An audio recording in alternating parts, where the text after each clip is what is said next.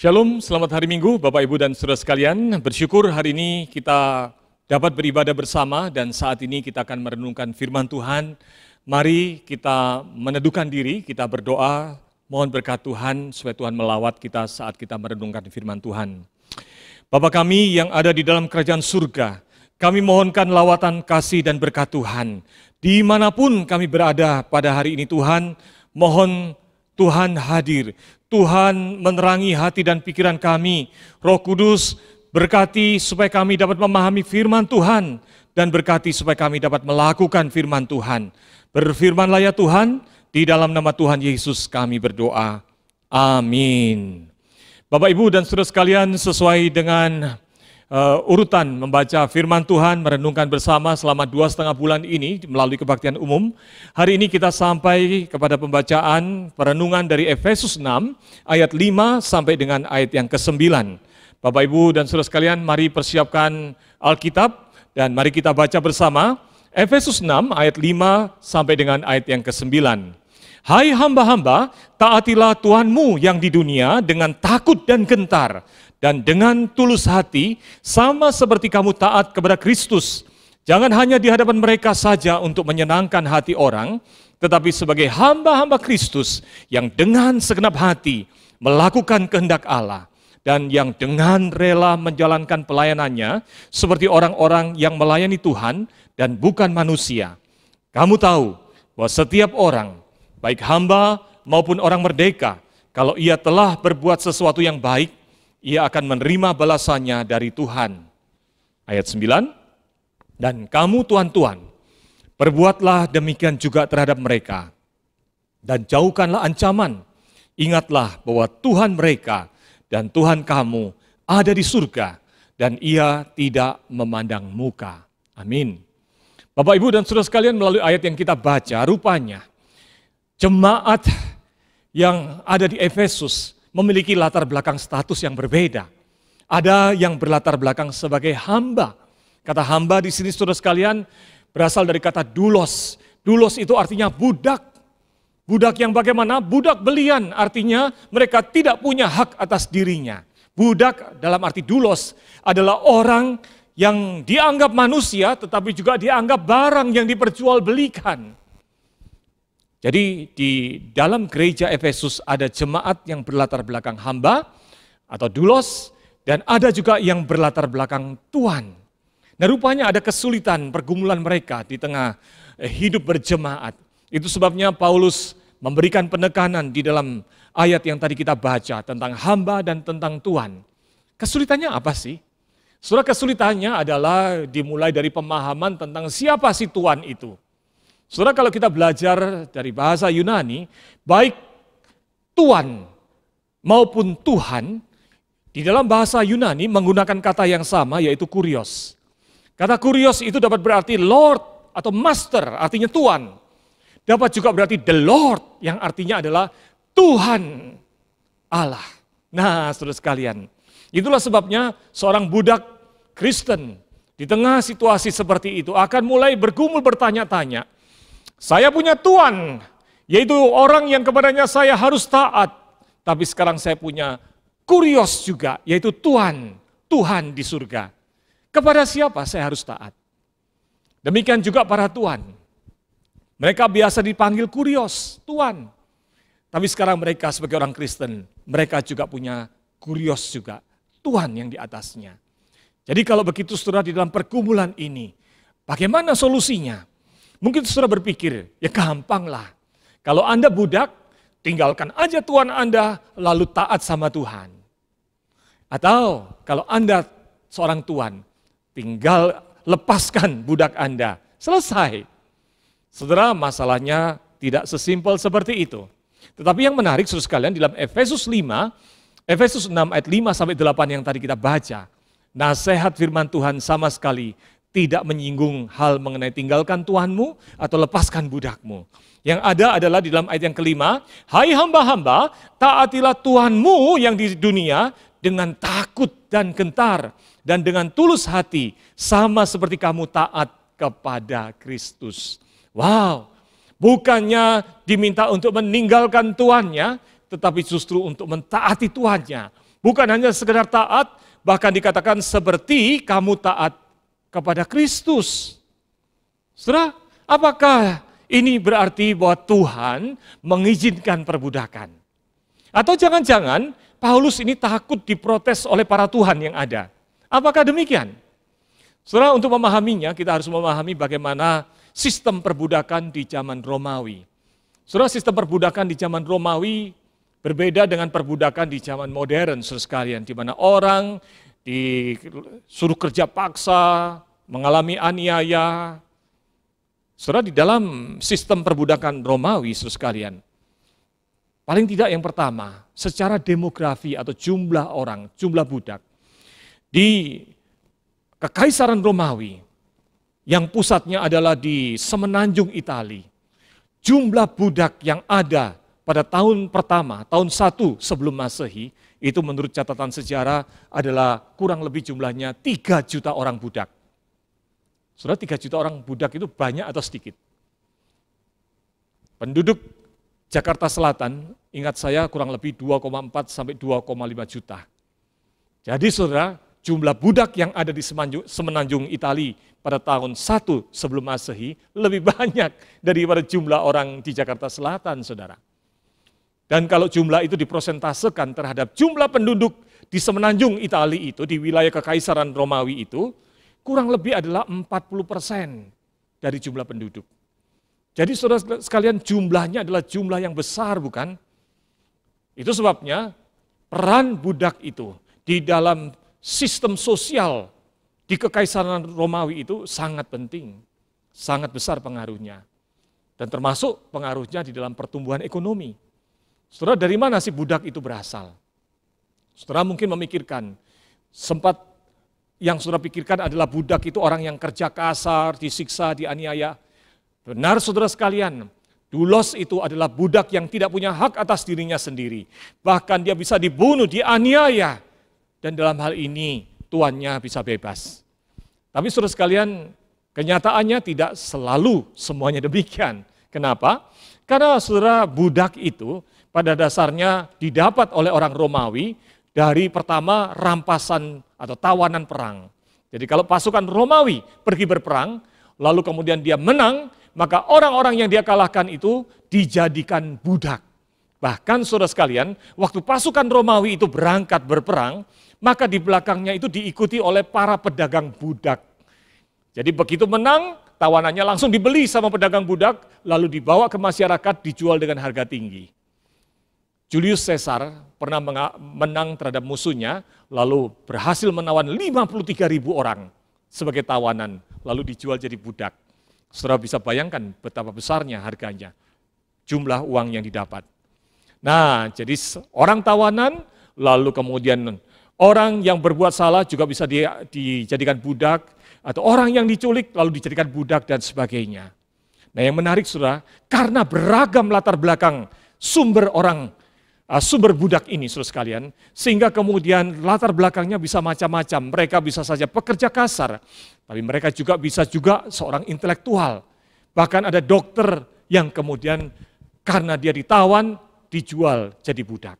Ada seniman yang bagus hasil karyanya, ketika dia ditawan, maka dia dijadikan budak, dijual jadi budak. Ada sastrawan, ada ahli ekonomi, dan sebagainya. Oleh sebab itu, saudara, kalau seseorang menjadi budak dengan latar belakang yang istimewa seperti itu, selain harganya mahal, maka dia kemudian diberi tugas sesuai dengan latar belakangnya. Menjadi dokter, menjadi pengawas keuangan, menjadi manajer bagi tuannya, bahkan juga bekerja di pemerintah, menjadi petugas administrasi, petugas keamanan, dan sebagainya. Nah, saudara sekalian, oleh sebab itu, sistem perbudakan di zaman Romawi kuno ini memegang peran penting dalam kehidupan sosial sekaligus kehidupan ekonomi, pertumbuhan ekonomi. Dengan jumlah yang begitu besar, maka saudara sekalian bukan hal yang mudah untuk mengubah sistem perbudakan. Seorang penulis mengatakan, ekonomi Romawi, masyarakat Romawi kuno tergantung pada budak, sama seperti kemakmuran masyarakat modern hari ini bergantung pada mesin. Jadi penting sekali peran budak atau sistem perbudakan pada masa itu. Nah, yang menarik adalah Alkitab tidak mengkoreksi tentang sistem ini, tetapi justru di dalam ayat yang kita baca menjelaskan, hei, di dalam kebingunganmu tentang ada dua kurios ini, memang betul ada dua kurios. Di dalam ayat yang tadi kita baca, di dalam ayat yang ke-9, dan kamu tuan-tuan, perbuatlah demikian juga terhadap mereka dan jauhkanlah ancaman, ingatlah bahwa Tuhan mereka dan Tuhan kamu ada di surga dan ia tidak memandang muka. Saudara, dalam ayat 9 ini ada kata Tuhan dan ada kata Tuhan. Bahkan dikatakan Tuhan pun yang di dunia ini, dia punya kurios yang lebih tinggi, yaitu di surga. Saudara, ayat ini ingin mengajarkan apa? Ayat ini ingin mengajarkan bahwa ada Tuhan yang di dunia, tapi ada Tuhan dari segala Tuhan yang maha tinggi.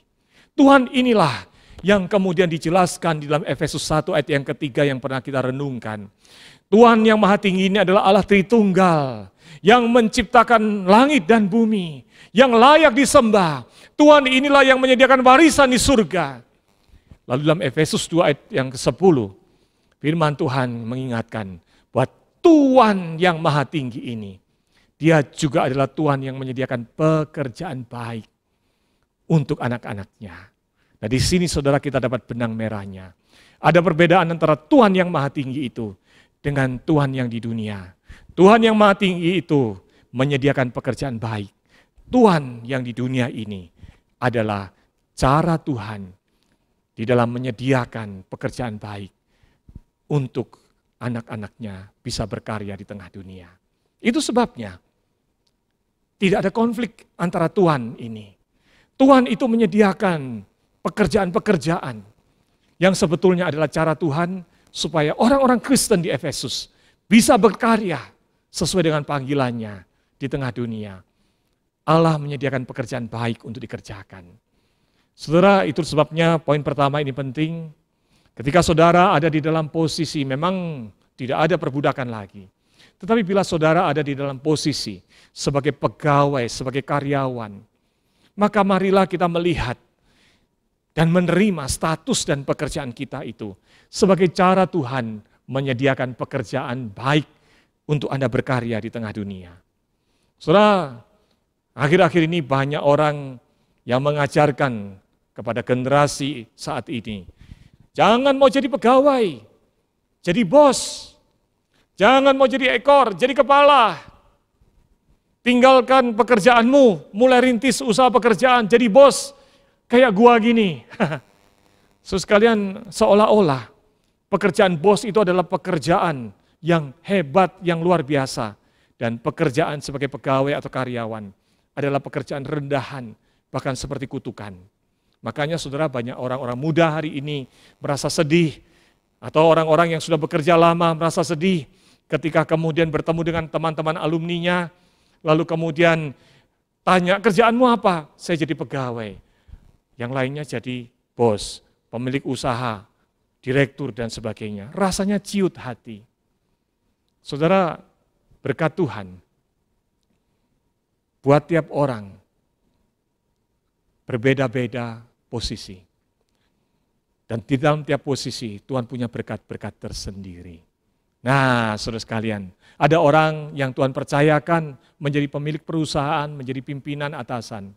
Kalau semua orang jadi atasan, tidak ada yang kerja saudara di bawah. Betul enggak?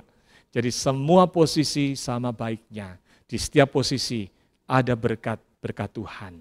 Maka terimalah dengan sukacita. Itu sebabnya saudara sekalian, kalau kita lihat di dalam Efesus 6 ayat yang kelima, firman Tuhan berkata, hai hamba-hamba, taatilah Tuhanmu yang di dunia dengan takut dan gentar. Kata taat itu saudara di dalam bahasa Yunaninya menggunakan kata hupo akuo. Hupo akuo itu berasal dari dua kata, hupo yang artinya dibawa dan akuo yang artinya mendengar.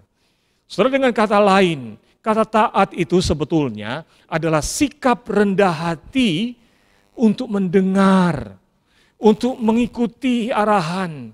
Sehingga dengan demikian sebagai pegawai kita dapat berperan, bekerja sama, mendukung pelayanan pimpinan kita. Saudara, hal ini mengajarkan kepada kita, Menjadi Kristen tidak menempatkan seseorang menjadi tinggi hati atau memberontak.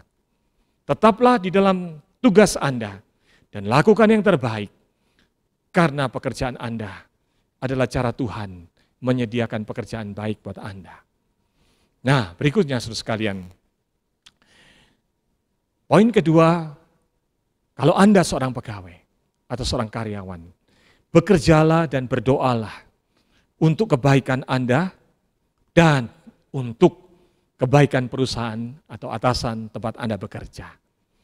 Saudara, kadang-kadang kalau kita sudah merasa lesu, kita menganggap bahwa ya saya cuma jadi karyawan, saya bukan bos, teman-teman semuanya jadi bos, jadi pengusaha, saya yang jadi karyawan.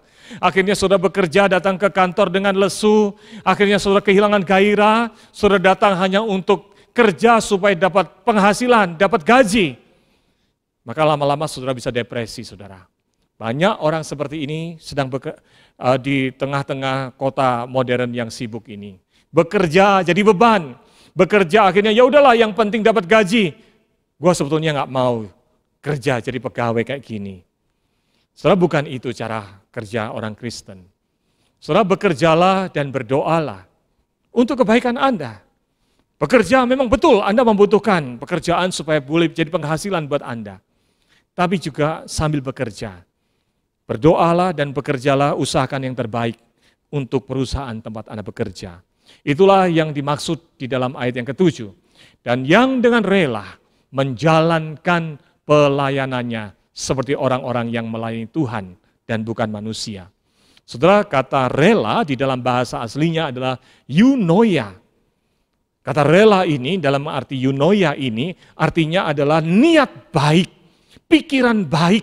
Artinya apa? Orang yang rela adalah orang yang punya pikiran baik untuk kebaikan orang yang dilayani. Kalau dia bekerja, dia punya itikat baik supaya apa yang dikerjakan adalah untuk menjadi kebaikan buat tempat dia bekerja. Itu maksudnya. Maka orang yang demikian akan datang dengan antusias, dengan semangat ketika bekerja, memberikan kontribusi kepada tempat dia bekerja. Saudara, pandemi ini telah mengajarkan banyak orang tanpa sadar sikap eunoia ini. Kadang-kadang ada yang kalau saya tanya, apa yang mau didoakan? Maka jawabannya sekarang beda, saudara. Tolong doakan Pak Pendeta. Doakan apa? Doakan supaya perusahaan saya tidak bangkrut. Saya pikir, wah ini perusahaan punya kamu ya? Bukan sih. Saya bekerja jadi pegawai di perusahaan itu. Tapi tolong doakan supaya perusahaan saya bekerja tersebut tidak bangkrut. Kenapa? Karena kalau perusahaan tempat saya bekerja bangkrut, saya kehilangan pekerjaan.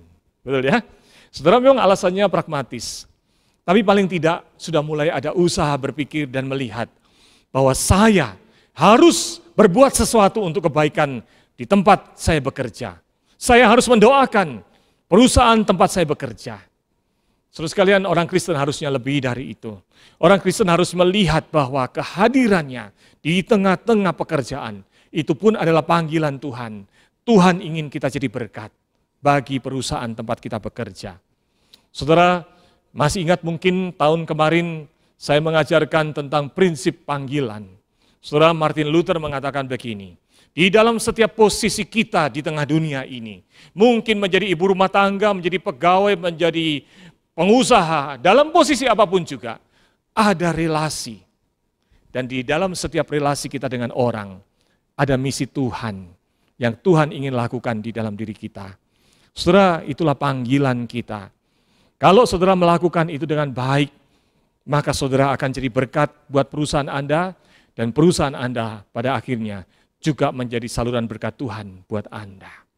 Saudara, saya pernah bertemu dengan seorang direktur dari satu perusahaan asing, dan bapak yang sudah senior ini, sudah pensiun sebetulnya, masih menjadi direktur di tempat itu. Lalu dia berkata kepada saya, waktu itu saya seorang mahasiswa, saya sedang praktek di perusahaan itu, lalu kemudian dia berkata, dia sharingkan pengalaman dia. Dia katakan, saya ini ada di dalam posisi sebagai direktur, tapi ini berkat Tuhan. Kenapa? Karena saya sebetulnya adalah cuma lulusan SMEA. SMEA pun nggak lulus, dia bilang. Tapi pada waktu saya mulai bekerja di perusahaan ini, puluhan tahun yang lalu, saya bekerja menjadi sales obat. Lalu kemudian sambil bekerja keras, saya juga memberikan kontribusi, masukan buat kemajuan perusahaan. Akhirnya perusahaan memberikan kesempatan dia untuk terus bekerja dengan lebih baik. Akhirnya tugasnya diberi kepercayaan lebih tinggi. Akhirnya jadi direktur, saudara. Bahkan pensiun pun masih tetap jadi direktur. Saudara, ini adalah satu hal yang luar biasa, bukan? Jadi orang yang memberikan kontribusi bagi perusahaan tempat dia bekerja, maka menjadi berkat buat perusahaan itu. Itulah panggilan orang Kristen. Dan kalau saudara melakukan itu, saya percaya usaha pekerjaan di tempat saudara bekerja akan berjalan baik. Dan kalau terjadi sesuatu di dalam usaha pekerjaan, saudara adalah orang yang dipertahankan ada di perusahaan tersebut. Karena mereka menyadari kehadiran Anda adalah berkat buat perusahaan. Amin. Maka memasuki new normal ini saudara sekalian, mari kita bangun tekad untuk berkarya.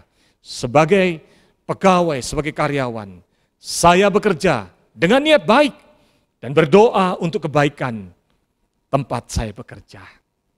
Nah, yang menarik adalah ayat yang tadi kita baca tidak hanya berhenti menjadi ayat untuk para hamba, tetapi ayat ini kemudian juga bicara tentang Tuhan.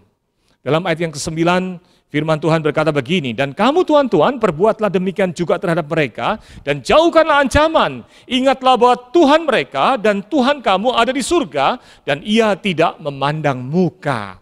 Saudara sekalian, ayat ini ingin mengingatkan bahwa kalaupun engkau adalah kurios di tengah dunia ini, apa yang engkau punya, baik itu posisi, baik itu kekayaan, baik itu perusahaan, semuanya dari Tuhan. Masih ada kurios, Tuhan yang maha tinggi itu, yang memberikan semuanya itu kepadamu.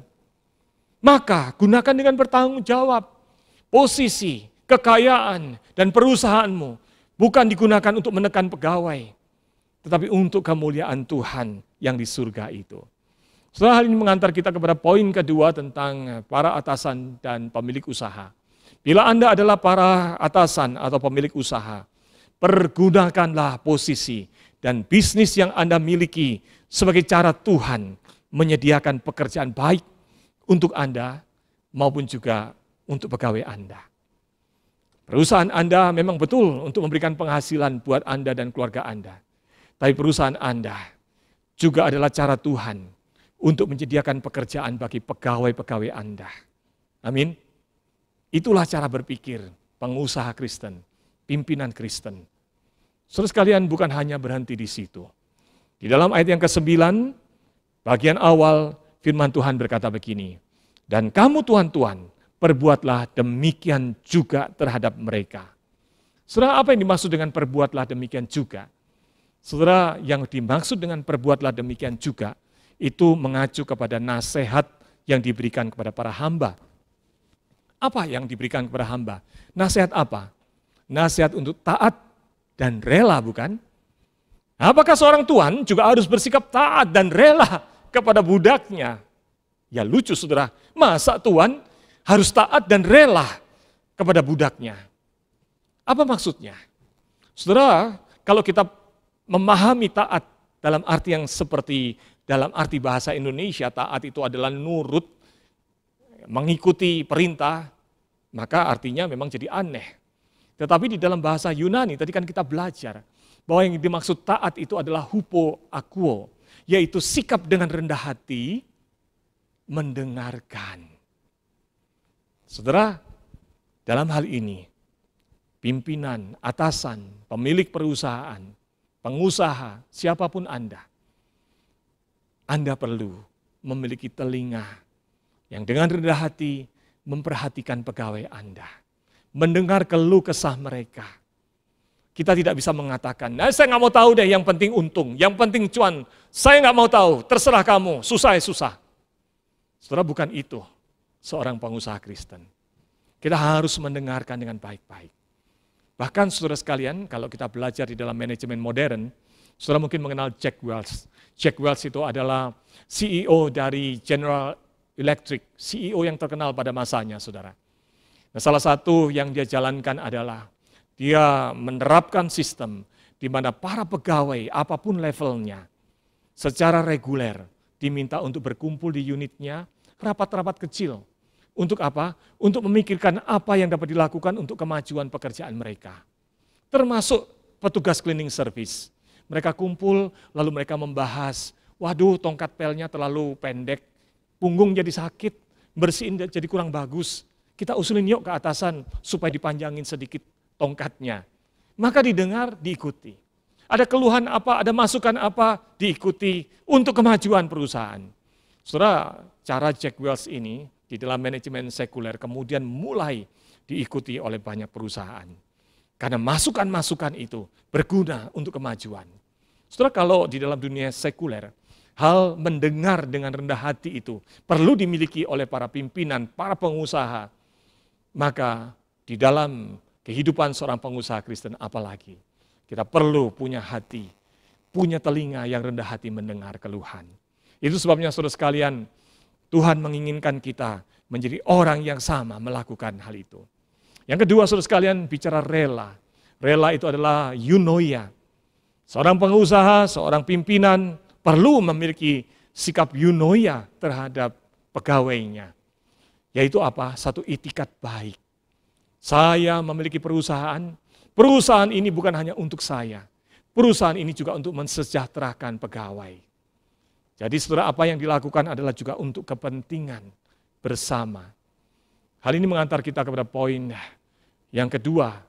Bila Anda seorang pengusaha atau pimpinan atau atasan, jalankanlah kepemimpinan dan bisnis Anda untuk kebaikan Anda dan kebaikan pegawai Anda. Jadi betul, ketika Anda punya usaha, Anda perlu cuan, untung, profit, jelas. Tapi juga pikirkan kebaikan dari pegawai Anda. Saudara, di perjanjian lama, ada seorang yang bernama Boas. Saudara, Boas adalah pengusaha kaya, memiliki ladang yang besar, dan Boas ini saudara sekalian kemudian dikenal sebagai orang yang baik. Saudara mungkin masih ingat kisahnya, tercatat di dalam kitab Rut pasal 2 ayat yang keempat, ketika Boas datang ke ladang menjumpai para pegawainya. Nah, ini momen yang menarik saudara. Boas ini begitu datang sampai ke ladang, dia menyapa pegawainya. Sapaannya seperti ini, Tuhan kiranya menyertai kamu. Wah saudara, ini sapaan berkat saudara. Bos besar datang, lalu yang dikasih kalimat pertamanya adalah, Tuhan kiranya menyertai kamu. Kalau saudara jadi pegawai rasanya gimana? Adem saudara ya. Diberkati, didoakan oleh atasan, oleh pemilik perusahaan. Saudara, waktu saudara kemarin datang ke kantor atau besok akan datang ke kantor atau ke pabrik Anda, kalimat apa yang pertama kali Anda akan ucapkan? Kadang-kadang bukankah kalimat pertama adalah marah-marah, saudara? Kalimat pertama jangan-jangan adalah cuannya berapa ini? Saudara, pengusaha Kristen, pemimpin Kristen, kehadirannya harus jadi berkat buat pegawainya. Amin. Nah, saudara, yang menarik adalah kemudian jawaban dari pegawainya. Saudara, jawab mereka kepadanya, kepada Boas, Tuhan kiranya memberkati Tuhan. Wah, enak saudara. Pegawainya yang merasa diberkati juga membalas dengan mendoakan supaya tuannya diberkati. Saudara, kalau engkau punya pegawai 1, pegawai 5, apalagi pegawainya 10 atau 100, bahkan 1000, lalu mereka semua dengan ucapan syukur mendoakan supaya Tuhan memberkati saudara. Bukankah itu adalah hal yang indah?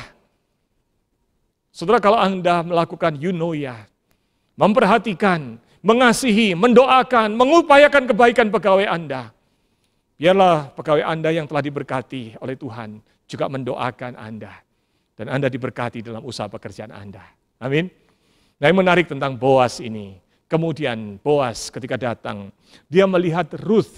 Ruth ini sedang memunguti sisa-sisa hasil panen, saudara.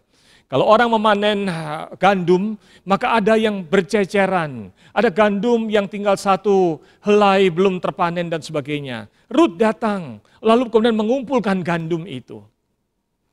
Saudara, apa kata Boas? Perhatikan dalam Rut 15 Rut 2 ayat 15 dan 16. Dia berkata kepada para pegawainya tentang Rut ini, tolong ya, kalau Rut ini ngambil remah-remah gandum dari antara berkas-berkas itu pun ia boleh memungut. Bahkan dikatakan, haruslah kamu dengan sengaja menarik-narik sedikit-sedikit dari onggokan cerai itu untuk dia dan meninggalkannya supaya dipungut oleh Rut. Saudara, ini perintah yang aneh bukan? Biasanya pengusaha atau pemilik ladang akan mengatakan, tolong diambil panen sampai habis bersih semua. Efisiensi, productivity, betul nggak? Tapi Boas justru berkata, tolong dicecerkan lebih banyak lagi. Supaya Ruth ini boleh mendapatkan ceceran-ceceran itu untuk kepentingan Ruth. Saudara mungkin berkata, oh iya, Boas kan menaksir Ruth. Makanya dia kemudian melakukan itu. Saudara, bukan itu alasannya. Alasannya adalah di dalam Imamat 23 ayat 22. Saudara, ini adalah perintah Tuhan. Firman Tuhan berkata, pada waktu kamu menuai hasil tanahmu, janganlah kau sabit ladangmu habis-habis sampai ke tepinya. Janganlah kau pungut apa yang ketinggalan daripada penuaianmu. Semuanya itu harus kau tinggalkan bagi orang miskin dan bagi orang asing. Akulah Tuhan Allahmu. Selain ini perintah Tuhan. Perintah Tuhan adalah apa? Untuk menyisihkan sebagian. Supaya orang miskin dan orang asing yang tidak punya ladang, mereka boleh hidup juga. Saudara, hari ini dunia sekuler mengajarkan productivity, efisiensi. Sehingga ketika kita bekerja punya usaha, kita peras habis-habisan.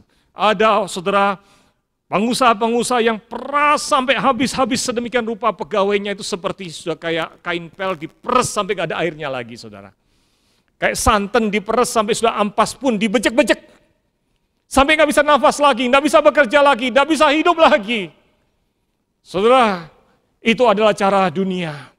Tapi pengusaha Kristen harusnya punya concern terhadap pegawai. Supaya menjadi kebaikan buat pegawainya. Dan itulah yang dikehendaki Tuhan. Mari saudara memasuki era baru dalam kehidupan kita. Dan new normal ini. Mari kita punya komitmen sebagai pengusaha, sebagai atasan, sebagai pimpinan. Saya menghargai kontribusi karyawan. Tuhan, tolonglah agar perusahaan saya tetap berjalan supaya para karyawan tetap bisa mendapatkan penghasilan yang cukup bagi keluarga mereka. Amin. Saya senang selama pandemi ini menemukan pengusaha-pengusaha yang memiliki prinsip seperti ini. Dan biarlah usaha pekerjaan saudara diberkati Tuhan. Saudara, R.C. Sproul di dalam bukunya berkata begini, pekerjaan kita tidak boleh demi tujuan tunggal, yaitu mendapatkan kekayaan. Pekerjaan kita haruslah demi kemuliaan Tuhan. Biarlah melalui karya saudara sebagai pegawai, sebagai pemilik perusahaan, pemilik usaha, sebagai apapun juga, dapat memuliakan Tuhan. Dan banyak orang diberkati melaluinya. Mari kita berdoa. Bapa kami dalam surga, mohon berkat Tuhan supaya kami semua boleh menjadi orang-orang yang berkarya secara efektif di tengah dunia. Kami percaya ada pekerjaan baik yang Tuhan persiapkan bagi kami. Kami rindu hidup di dalamnya. Kami rindu menjadi orang-orang yang efektif Tuhan pakai. Tuhan, kalau ada anak-anak-Mu yang menjadi pegawai, menjadi karyawan, pakai berkati Tuhan. Supaya melalui karya pekerjaannya ada penghasilan yang cukup buat penghidupannya. Tapi sekaligus melalui pekerjaannya, dia boleh menjadi berkat buat usaha, buat perusahaan, atau kantor, atau toko di tempat di mana mereka bekerja. Tuhan berkati anak-anak-Mu yang adalah para pengusaha, para pimpinan. Berikan hikmat berkat Tuhan, supaya menyadari bahwa pekerjaan yang mereka sedang kelola bukan hanya semata-mata untuk kepentingan, keuntungan pribadi mereka. Tapi ada orang-orang yang dipercayakan jadi pegawai bekerja, yang Tuhan titipkan dalam usaha pekerjaan mereka, yang membutuhkan penghasilan. Berikan hati yang mau mengasihi, menghargai pegawai, bahkan juga mengusahakan kebaikan bagi para pegawainya. Kami serahkan Tuhan, usaha pekerjaan anak-anak-Mu di dalam tangan pemeliharaan Tuhan. Di dalam nama Tuhan Yesus kami berdoa. Amin. Demikian firman Tuhan hari ini, Bapak, Ibu, dan saudara sekalian, kiranya Tuhan memberkati saudara sekalian. Amin.